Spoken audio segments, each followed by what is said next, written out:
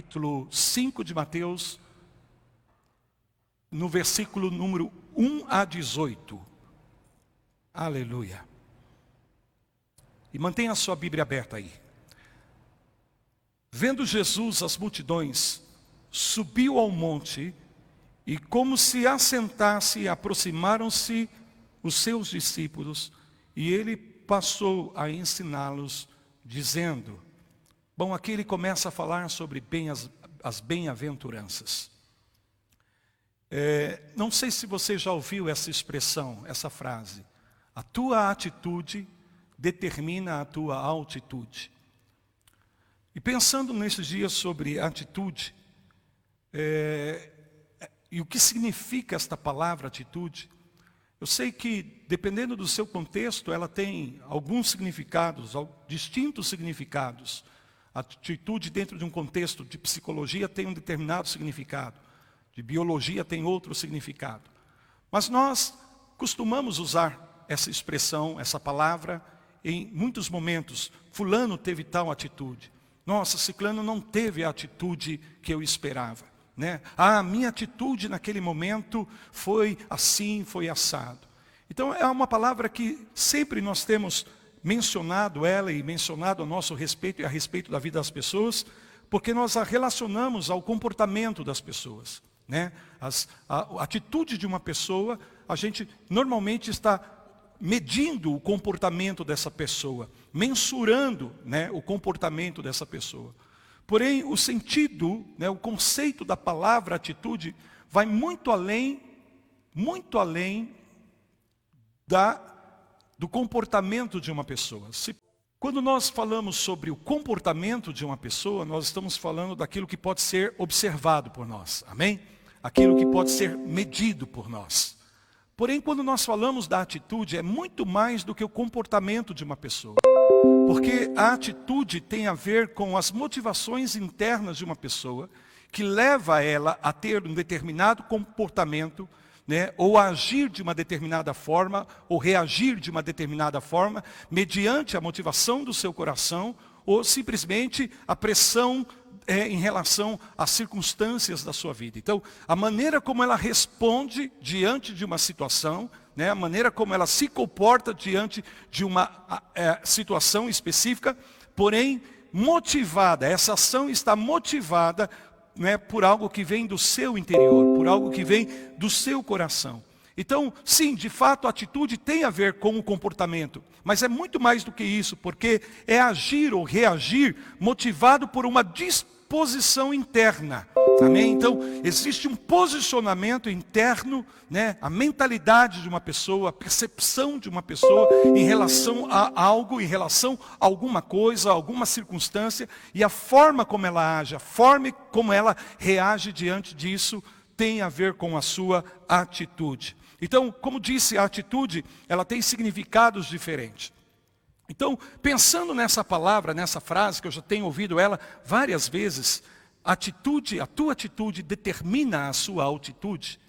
Naquilo que Jesus vai ensinar para os seus discípulos a partir agora desse versículo, ele fala justamente sobre atitudes, sobre comportamentos, porém, atitudes e comportamentos que estão relacionados à vida do reino. Cada evangelho narra a vida de Jesus, a história de Jesus, com uma determinada ênfase. Por exemplo, Mateus, que é o texto que nós lemos agora, ele põe uma ênfase, quando ele fala de Jesus, quando ele narra a vida de Jesus, ele apresenta Jesus como um rei. E normalmente a ênfase que nós encontramos no Evangelho de Mateus é a respeito da cidadania do reino, da vida do reino. O Evangelho de Marcos, por exemplo, né, ele enfatiza Jesus como servo e revela para nós uma liderança que está disposta a servir, o líder que serve. O Evangelho de Lucas, por exemplo, né, põe ênfase na humanidade de Jesus e coloca bastante ênfase também no sistema de economia do reino de Deus. Se você quer aprender sobre a economia do reino de Deus, leia, estude o Evangelho de Lucas, porque ele fala muito sobre a economia do reino. João já apresenta Jesus como Deus, o verbo, né, que estava com Deus, e o verbo que era Deus, o verbo que se fez carne e habitou entre nós. E ele revela, né, a natureza divina de Jesus. Ele põe aí uma ênfase na natureza divina de Jesus e também põe uma ênfase nos relacionamentos do reino. Então é interessante, se você pegar, né, os evangelhos, cada um deles vai ter uma ênfase. Mateus, a ênfase da cidadania do reino, o estilo de vida no reino. Marcos, a liderança do reino. Lucas, a economia do reino. E o evangelho de João, os relacionamentos do reino. Então Jesus agora começa a falar para os seus discípulos a respeito de bênçãos, porque as bem-aventuranças não são outras coisas senão bênçãos. Então Jesus está aqui para revelar aos seus discípulos, para mostrar aos seus discípulos, ensinar aos seus discípulos as atitudes que os levarão a ter uma vida feliz, uma vida de sentido, de propósito, uma vida realmente boa, abundante, agradável. Porque bem-aventurado significa ser mais do que feliz, ser uma pessoa muito abençoada. Então, esse texto já começa revelando que o coração de Deus é abençoar os seus filhos, que o coração de Deus é fortalecer a vida dos seus filhos debaixo da bênção e do favor dele, para que nós possamos viver uma vida plena, para que nós possamos viver uma vida abundante, uma vida significativa. E isso tem a ver com a atitude, porque quando ele começa a mencionar as bem-aventuranças, ele está falando dessa disposição interna, né, que cada um de nós devemos ter, de acordo com os princípios, de acordo com a palavra de Deus, para nós não agirmos ou reagirmos pelos impulsos ou simplesmente motivado pelas circunstâncias externas da nossa vida, mas que nós possamos ser orientados e guiados pelos princípios da palavra de Deus. E quando somos de fato guiados, orientados pelos princípios da palavra de Deus, então a nossa atitude sempre será positiva.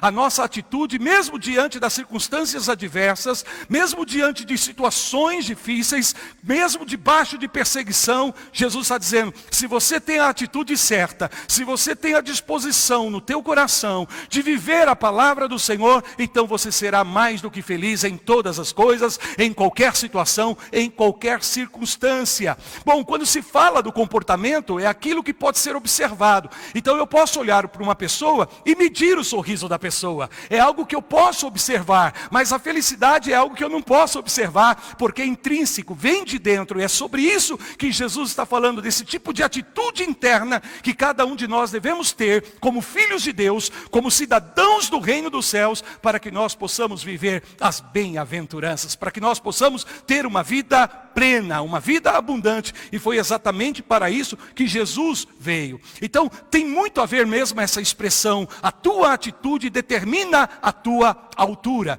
Quer dizer, isso tem a ver com até onde você vai chegar, quão longe, quão alto você vai ver na sua vida.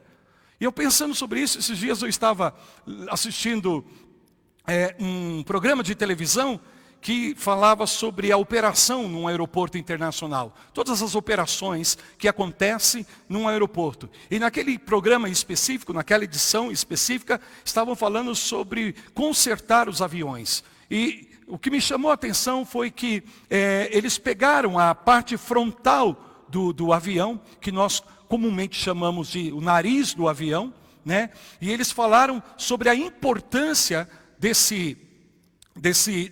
dessa peça do avião, porque ali existe aparatos, existem elementos complexos que vão dar a direção, a localização, e inclusive todo o radar que opera no avião está ali nessa parte frontal, que é chamada de radome. É onde está sensores ali que são capazes de identificar a chuva, prever o tipo de tempestade, de vento, até a intensidade do vento e a medida das gotas da chuva, para você ter uma ideia. Então é bastante sensível, algo muito caro, porém, veja bem, tantas coisas que estão ali inseridas que a gente não conhece, que a gente, né, nós não somos engenheiro, nós não temos nenhum conhecimento de mecânica, pelo menos no que diz respeito à forma como os aviões são construídos e cada peça, cada componente. Mas uma coisa eu e você sabemos, basicamente, isso eu tenho certeza, que para onde o nariz do avião está apontado, é para lá que o avião se direciona. Amém? Faz sentido o que eu estou falando? Quer dizer, se a ponta do avião estiver direcionada para o alto, é para lá que ele vai. Se for para frente, é para lá que ele vai. Se for para a direita, é para a direita que ele vai. Então, a ponta do nariz do avião, para onde está apontado, é a direção que o avião vai tomar, a direção que o avião vai ter. E isso fala exatamente com a nossa atitude. Porque é a nossa atitude que vai determinar para onde nós vamos. É a nossa atitude que determina aonde nós vamos chegar. Quer dizer, o tipo de atitude que você tem é que vai dizer qual é a tua direção, para onde você está indo e para onde você vai chegar e quão alto você vai chegar na sua vida. E é justamente sobre isso que Jesus está falando, que a tua atitude vai determinar a direção e a altitude da sua vida. Posso ouvir um amém? Muito bem, de novo. A tua atitude vai determinar a direção da sua vida, a altura da sua vida.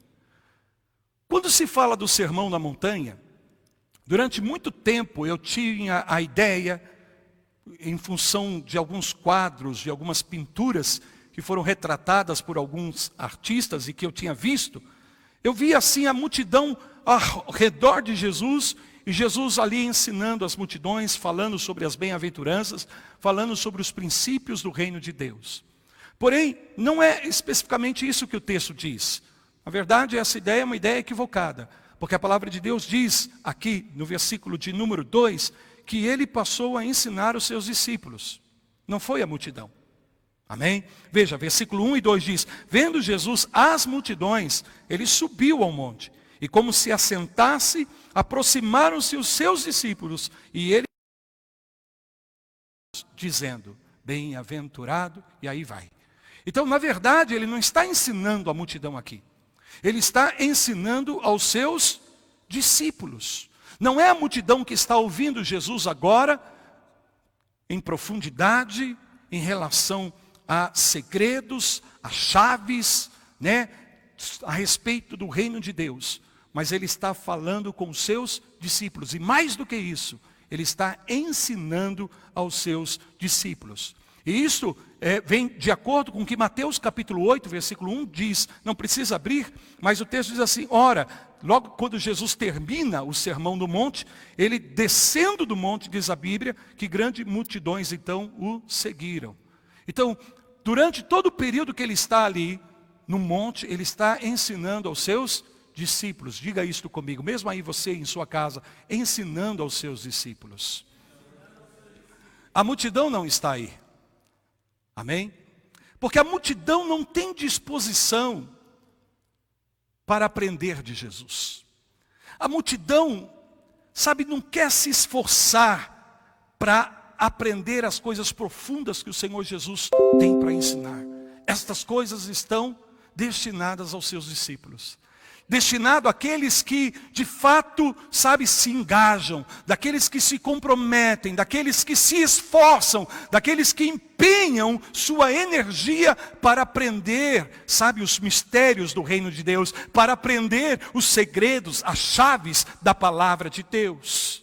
E olha, Deus tem coisas tremendas, coisas profundas a ensinar. Jesus tem coisas extraordinárias que vão fazer toda a diferença na nossa vida. Há coisas que nós aprendemos de Jesus, que tem o poder de revolucionar a forma como nós vivemos, a forma como nós nos relacionamos, sabe, com o dinheiro, com as pessoas, com a família, sabe, o que nós podemos aprender de Jesus pode trazer uma revolução nos teus negócios, pode trazer uma revolução nas tuas finanças, pode trazer uma revolução no teu matrimônio. Aprender daquilo que Jesus tem para ensinar. Porém, isso não é para aqueles que são preguiçosos. Amém? Não é para aqueles que são preguiçosos. Mas é para aqueles que são esforçados. Para aqueles que investem. Para aqueles que, sabe, se dispõem. Estou falando de atitude. Amém? Uma atitude que leva a pessoa a uma disposição para aprender. Tem muita gente preguiçosa que não se empenha para aprender a palavra de Deus e coloca 1 milhão de desculpas. Eu não entendo muito bem. Eu tenho dificuldade para ler. E coloca um monte de objeções que na verdade não passam de desculpas esfarrapadas, porque na verdade falta a atitude, falta a disposição, o anseio, o desejo profundo de aprender de Jesus. Aprender de Jesus. E aí é que está a diferença. Jesus ensina os seus discípulos. Porque a palavra discípulo, na sua raiz, você vai observar isso, ela está associada com a palavra disciplina. Posso ouvir um amém? A palavra discípulo, na sua raiz, está associada à palavra disciplina. Então, para ser um discípulo, precisa ser uma pessoa disciplinada. E só uma pessoa disciplinada é capaz de conhecer os mistérios do reino de Deus. É capaz de aprender das coisas profundas que o Senhor Jesus quer ensinar, quer revelar. Por quê? Porque gasta tempo, se esforça, se empenha para aprender, deseja, anseia aprender das coisas de Jesus e do reino do Senhor. Então, é a necessidade da pessoa vencer a preguiça, sabe? Vencer as desculpas e se disciplinar. E sabe por que eu estou falando isso? Porque é chegado o tempo, irmãos, de nós rompermos com toda a indisciplina das nossas vidas. Essa é uma estação de disciplina de Deus para as nossas vidas. Obrigado pelo teu amém. Sim, acabou o tempo de viver de uma maneira indisciplinada. Indisciplinada. Olha só, observe o seguinte. Esse momento que nós estamos vivendo agora, e vamos colocar a palavra disciplina aí para os discípulos dentro desse contexto. A multidão vem por causa dos milagres. A multidão segue Jesus de longe. E enquanto tem sobrenatural, enquanto tem sinais, enquanto tem manifestação, enquanto tem curas, enquanto, os pães estão sendo multiplicados, os peixes estão sendo multiplicados, então as multidões estão aí. Mas na hora de aprender das coisas profundas do reino de Deus, elas se distanciam. Os discípulos se aproximam. Os discípulos se achegam. Eles estão dispostos a se colocar aos pés de Jesus para aprender de Jesus. A multidão não quer, não tem paciência, não tem disposição, não tem essa atitude de se render aos pés de Jesus e passar tempo ali para aprender aquilo que Jesus quer ensinar. Porém, os discípulos não. Os discípulos não. Amém? Eles são disciplinados. Eles têm essa atitude. Eles querem aprender. Eles querem saber mais das coisas do Senhor. Aleluia. Bendito seja o nome do Senhor. Olha, nós estamos num tempo em que não podemos vir à igreja com liberdade para cultuar ao Senhor. Não sei até quando isso vai durar. Mas quando você vem à igreja, você sai da sua casa e vem aqui ao templo, melhor dizendo, né? A casa de oração. E aí tem a hora de começar o culto, começa o culto. E você está aqui, você não tem outra coisa a fazer senão cantar, louvar, adorar, ler a palavra, ouvir a palavra, aprender da palavra. Mas diferente agora, por exemplo, quando você está em casa. Aqui você está para isso. Para cantar, adorar, amém? Ler a palavra, orar. E não há nada que compete com a tua atenção. Porém, em casa é diferente. Em casa agora existe uma infinidade de coisas que estão competindo com a tua atenção. Até essa questão de acompanhar o culto pelas mídias sociais provoca em nós muitas vezes a curiosidade de saber o que está acontecendo, no post seguinte. E muitas coisas acontecendo que estão competindo com a nossa atenção. E aí que realmente nós vamos ter que ser altamente disciplinados. Disciplinados, porque não tem ninguém ali para dizer para você que você tem que louvar, que você tem que cantar, porque as pessoas não estão fazendo isso ao teu redor, e você então se determina a fazer. Você então decide, não, agora eu vou cultuar ao Senhor, parou tudo, é a hora do culto, como se eu estivesse lá na igreja, a minha casa é a igreja do Senhor, e agora nós vamos adorar ao Senhor, nós vamos ler a palavra, mas de repente as pessoas entram e saem, vocês vão ver, elas vão assistir, daqui a pouco já não estão mais assistindo. Voltam a assistir, param de assistir, porque existem muitas distrações. Muitas coisas estão competindo agora para roubar a atenção da pessoa. E se nós não formos disciplinados, faz sentido o que eu estou falando?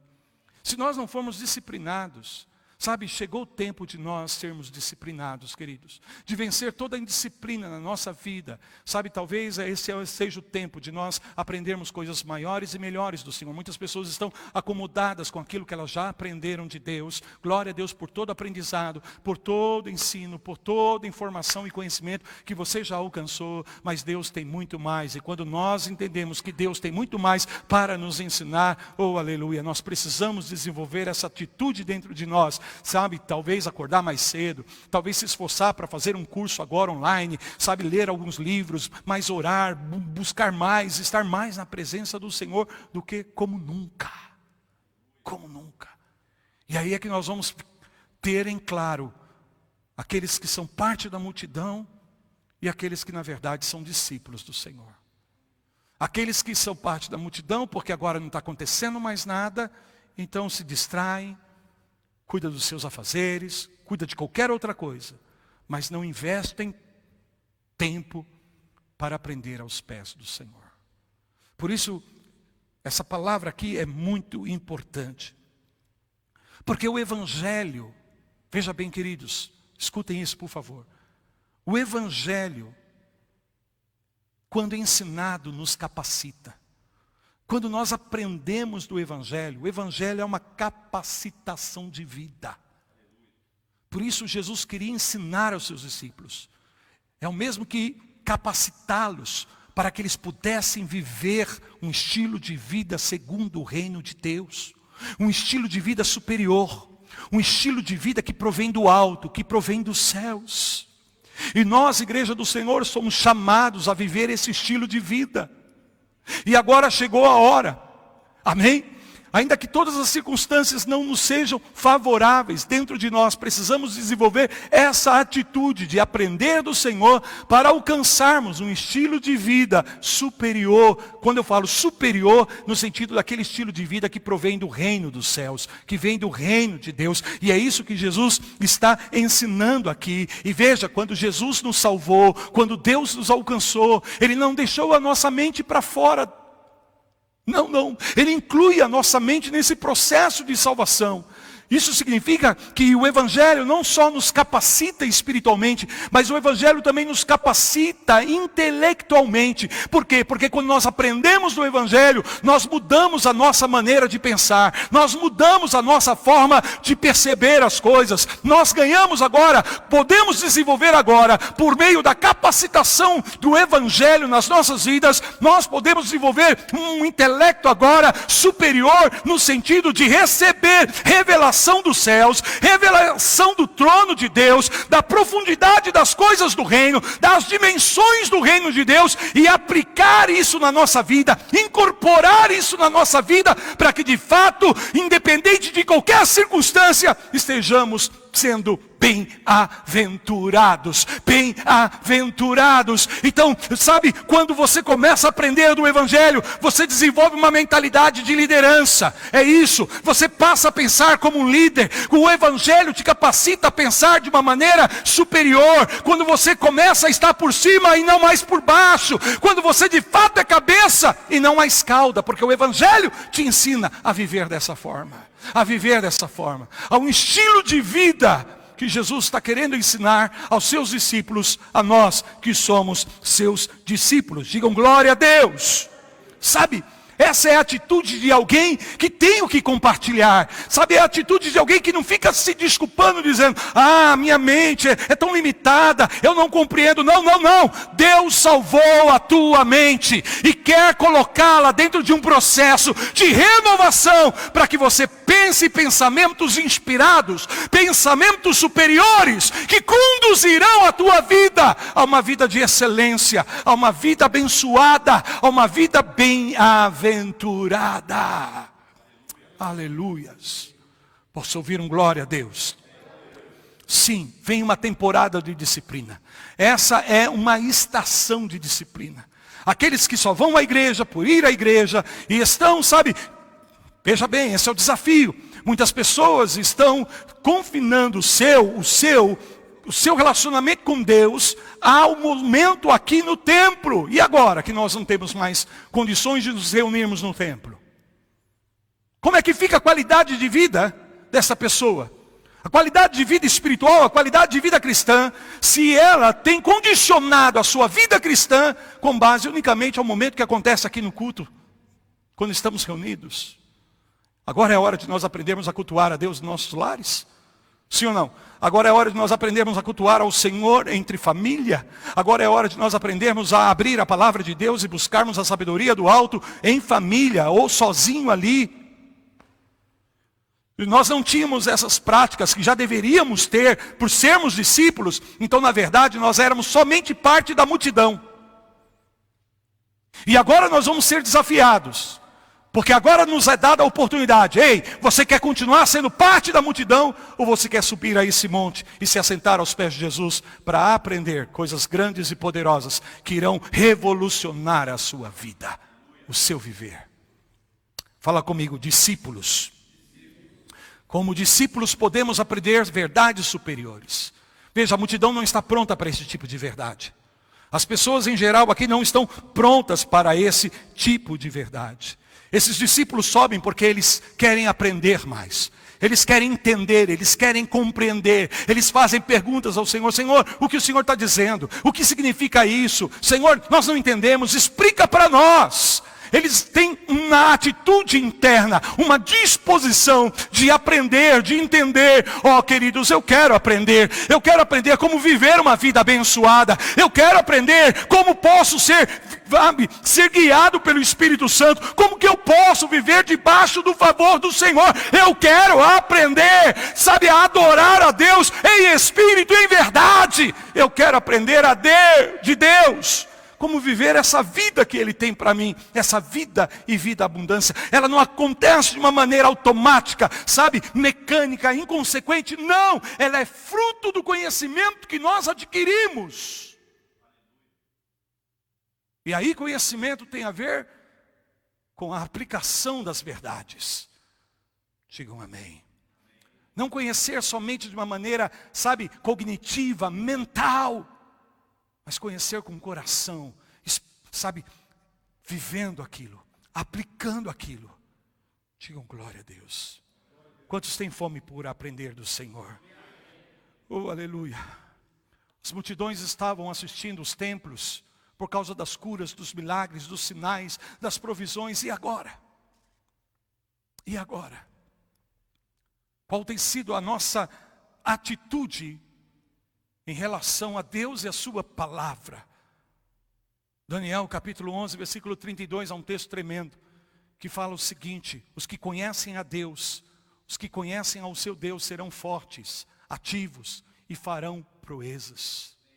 Os que conhecem a Deus, os que alcançam o conhecimento de Deus na sua vida, serão fortes, mesmo em tempos de fraqueza, se mostrarão fortes por causa do conhecimento recebido do Senhor e por isso irão fazer proezas. É chegado o tempo de nós vencermos a mediocridade na nossa vida e como filhos de Deus começarmos a fazer proezas aonde Deus tem nos colocado, seja na casa, na família, no trabalho, aonde nós estivermos, como Daniel, por exemplo, que recebeu do Senhor, a sabedoria. A palavra de Deus declara que ele tinha sabedoria e ciência da revelação das coisas de Deus. Na verdade, Daniel foi estudar em Babilônia, talvez na época a melhor universidade, a melhor faculdade. Ele se formou em ciências políticas, porém ele recebeu um PhD em revelação divina, ao ponto de influenciar impérios, de influenciar nações.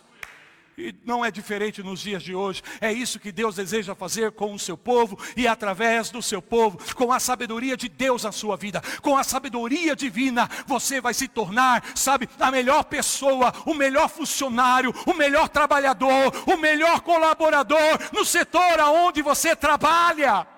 Porque você vai trazer soluções divinas, respostas divinas, porque você tem estratégias para solucionar, estratégias dos céus para trazer melhorias.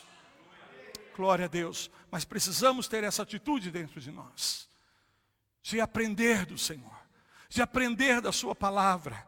Aleluias, glória ao teu nome, Senhor. Oh Senhor, derrama fome em nosso coração, pelo conhecimento do Senhor nas nossas vidas, em nome de Jesus. Esse é o tempo, querido. Veja bem, no meio dessa crise, chegou o tempo de nós ganharmos disciplina nas nossas vidas, no que concerne a buscarmos o conhecimento de Deus, a sabedoria do alto, ampliarmos a nossa mente, todo o nosso entendimento, e recebermos agora, nesse tempo, um novo conhecimento do Senhor nas nossas vidas, que vai fazer toda a diferença para os próximos dias, semanas, meses e anos da nossa vida, em nome de Jesus. Glória a Deus. Precisamos romper com a indisciplina. E há pessoas que se sentem cansadas, desanimadas.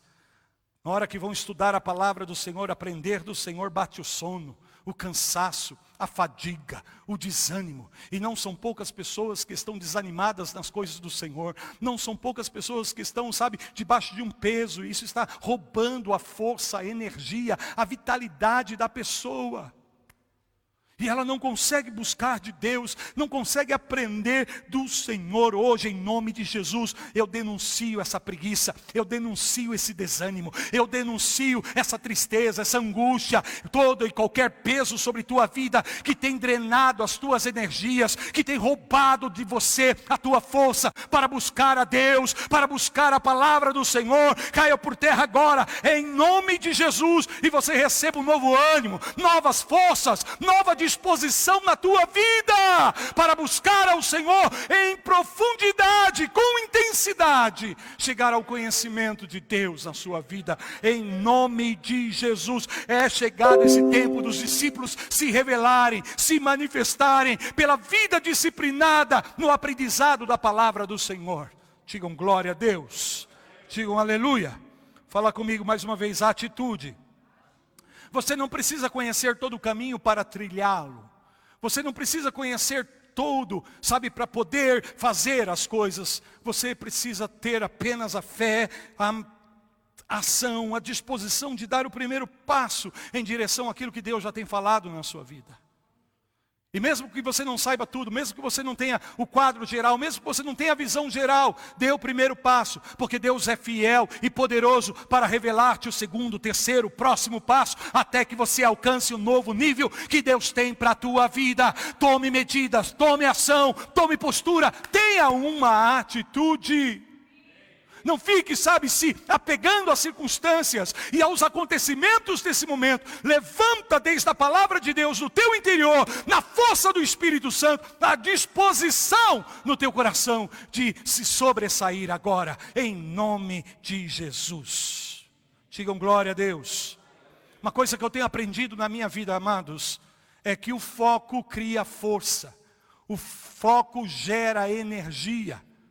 E é interessante porque, assim como, veja bem, assim como o bico, o nariz do avião, a parte frontal do avião, por onde está apontado, é a direção que o avião vai tomar. Eu quero te dizer que é justamente para o foco que a energia, a força vai fluir. É em direção àquilo que você está focando na sua vida. Então eu quero ter certeza de que o meu foco esteja, na solução e não no problema, porque eu não quero que a minha energia, eu não quero que as minhas forças fluam em direção ao que está errado, fluam em direção ao problema, fluam em direção à crise. Não. Eu quero que a minha energia, a minha força flua em direção à solução, à resposta, à mudança, à transformação. Em vez de ficar colocando foco na minha vida em como vencer o pecado, eu coloco foco em como viver uma vida santa. Porque eu quero me certificar que a minha força e a minha energia está indo para a direção certa, está fluindo para a direção certa, e não para o desastre. Não para o desastre. Aonde está o teu foco? Nesses dias de crise, aonde você tem colocado o seu foco? Não permita que as suas energias, não permita que as suas forças fluam para a direção errada. Em nome de Jesus. É isso que o Senhor quer nos ensinar todo o tempo, através da sua palavra. Então receba nessa noite uma nova energia, um novo fôlego, uma nova disposição, uma nova força, para você colocar o teu foco na direção certa. na direção certa em nome de Jesus, para que aí possam convergir toda energia, toda força, todo o tempo da sua vida para as coisas certas, que irão promover você e que trarão, aleluia, a condição necessária para que você possa viver uma vida abençoada. Independente de como esteja o mundo agora, independente de como estejam as nações agora, sobre ti está a bênção do Senhor. Fala comigo, vida abençoada. O Senhor quer nos ensinar a viver uma vida abençoada. Jesus queria ensinar aos seus discípulos a viver uma vida abençoada. E a palavra está aí à nossa disposição para que hoje nós possamos aprender dela, a fim de vivermos de fato uma vida abençoada. Em Mateus capítulo 13, versículo 11, Jesus fala, olha, os mistérios do reino de Deus não é dado para eles, não é dado para as multidões, mas o conhecer os mistérios do reino é dado a vocês, discípulos. Aleluia, quer dizer que o mistério, a gente sabe que o mistério é algo que intencionalmente está encoberto, mas o Senhor está dizendo, o conhecer esses mistérios, que mistérios? Os mistérios do reino é destinado a vocês que são discípulos esforçados, dedicados, disciplinados, que têm fome e sede da palavra do Senhor. A você, aleluia, está destinado chaves do reino, que levarão você a acessar dimensões do reino que você nem imaginava que existia, para provocar uma revolução na sua vida, em nome de Jesus. Em nome de Jesus. Mistérios. Jesus está falando, há mistérios no reino que estão destinados, o conhecimento, bendito seja o nome de Deus. Olhem para mim, o conhecer esses mistérios, aonde Deus te colocou, por mais adverso que seja esse lugar, por mais difícil que seja, você não vai sair daí, enquanto você não mudar a este lugar, debaixo da bênção de Deus a sua vida, enquanto você não produzir frutos do reino nesse lugar. Tem pessoas que dizem assim, eu quero sair, eu quero mudar, eu quero ir para outro lugar, porque aqui é muito difícil, é muito cruel, é muito... Não saia enquanto você não abençoar este lugar. Está me ouvindo? Não saia. Tem gente que quer deixar lugares que foram, estabelecidos por Deus na sua vida, aonde Deus te colocou, aonde Deus te plantou, com um propósito. É isso que Jesus está falando no versículo 13 do capítulo 5 de Mateus. Nesse mesmo texto aí, ele está falando, vocês são sal. Vocês são sal. Sal da terra. Aonde? Terra. Diga comigo, eu sou o sal da terra. Sal da terra. Você é o sal da terra. Terra está falando de lugares, de coisas concretas, desta vida, desse mundo. Ou você tem alguma dúvida sobre isso? Não está falando de Marte, não está falando, de Plutão, não está falando da terra. Você é sal na terra. Você é o sal da terra. Você, aleluia, foi colocado por Deus aonde você foi colocado. Dentro da estrutura de bênção que Deus tem para a tua vida. Para trazer mudanças ali. Para promover mudanças ali. Não sei quantos de vocês podem receber essa palavra nessa noite, em nome de Jesus. Você pode se adaptar e se moldar às circunstâncias, ou você pode se transformar. E uma vez que você se transforma, o ambiente, as circunstâncias também vão ser transformadas para acomodar a sua transformação. Quando nós mudamos, as circunstâncias também vão precisar mudar para acomodar a nossa mudança. Por isso que Jesus está dizendo, você é o sal da terra. E se você não salgar, se você perder a sua capacidade de salgar, de influenciar, se você perder isto, então para nada mais presta, a não ser para ser pisado pelos homens. E não é essa a ideia que Deus tem, não é esse o propósito que Deus tem. O que Deus quer para mim e para você é que de fato nós não sejamos capachos dos homens, mas que nós sejamos uma bênção para os homens. Obrigado pelo teu amém. Que nós sejamos uma bênção para as pessoas. Uma bênção até para aqueles que nos perseguem, aqueles que nos maldizem, aqueles que se levantam contra nós. Levanta as tuas mãos, você é bem-aventurado. Sim, dá vontade de sair correndo por causa do desconforto, dá vontade de sair desse lugar por causa do incômodo. Mas não sou eu que tenho que sair daí. É esse mal que tem que sair em nome de Jesus. E Deus me plantou aqui para trazer a transformação do reino. Sal influencia. Sal influencia. E ele só deixa de influenciar quando ele deixa de salgar. Se o sal não salga, é porque ele perdeu a sua natureza. Porque a natureza do sal é salgar. Sim ou não? A natureza do sal é salgar. O sal só deixa de salgar se ele perder a sua essência, se ele perder a sua natureza. Não perca a tua natureza, não perca a tua essência.